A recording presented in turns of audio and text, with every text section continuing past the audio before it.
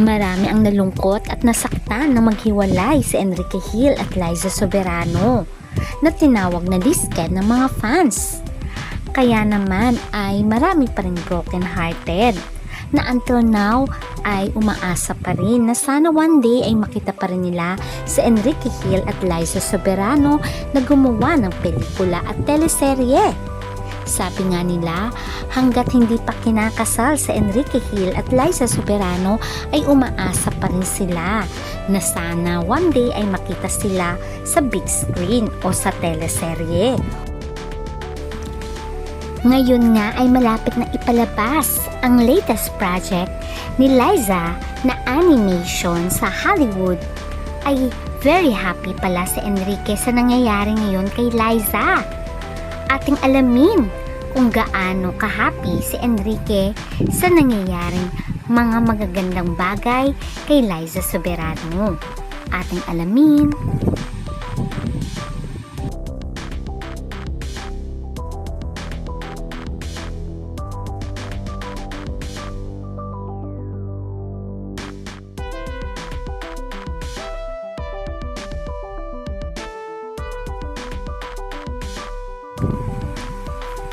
Isa si Liza Soberano sa pinakamagandang mukha sa mundo ng showbiz.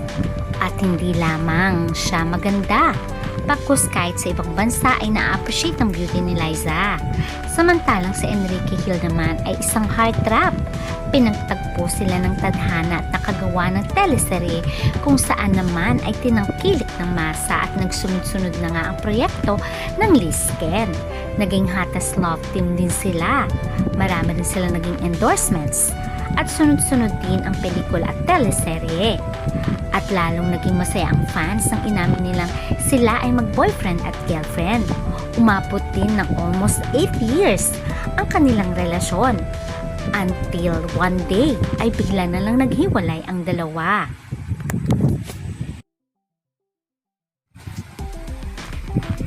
At ang kanilang hiwalayan ay inamin ni Liza. Nahiwalay na nga sila ni Enrique Hill. Although mutual ang decision ng paghihiwalay, ay nandun pa rin ang pain sa isa't isa. Dahil mahal pa rin naman nila ang isa't isa nung sila ay maghiwalay. Is it trying to win you back? Yes. Nililigawan ka ulit. He has O diba, win back pa rin siya ni Enrique at nililigawan siyang muli. Pero umayaw nga lang si Liza para makapag-concentrate siya sa kanyang Hollywood dream. At pumayag naman at very understanding daw si Enrique sa kanyang desisyon. At makikita mo rin naman dito na very supportive talaga si Enrique sa pangarap ni Liza. At wish niya all the best para sa kanyang dating minamahal at ex-girlfriend na si Liza Soberano. Kaya naman marami ang natutuwa kay Liza sa lakas ng loob niya. Iniwan niya ang magandang buhay niya sa Pilipinas at ang kanyang magandang karera para sa kanyang ambisyon sa Hollywood. Mahirap gawin yun lalong-lalo na kung ikaw ay sikat na sa Pilipinas. Pero sabi nga nila, there's no harm in trying. At yun ang kanyang ambisyon at pangarap. Kaya ito na nga, unti-unti niya nang natutupad dahil nakasama nga siya sa DreamWorks projects na the animation na Forgotten Island, kung saan ay marami ring mga Pilipinong kasama dito.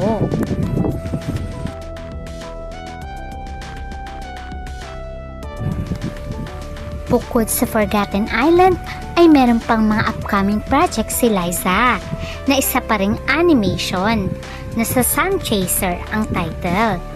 At meron din siyang gagawin daw na parang mini-series.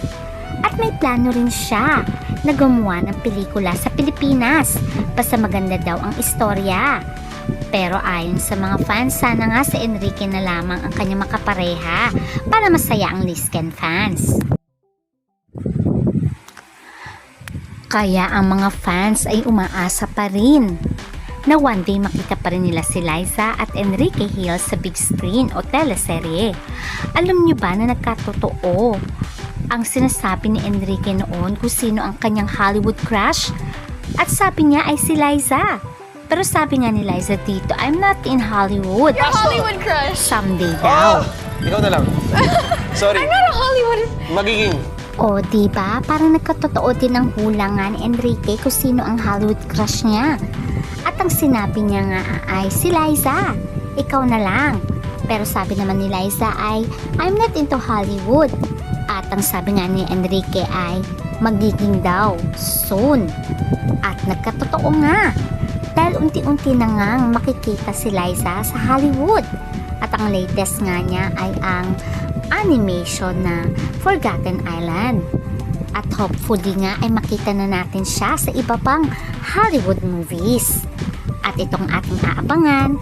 Hanggang sa muli, please don't forget to like, share, and subscribe. Bye!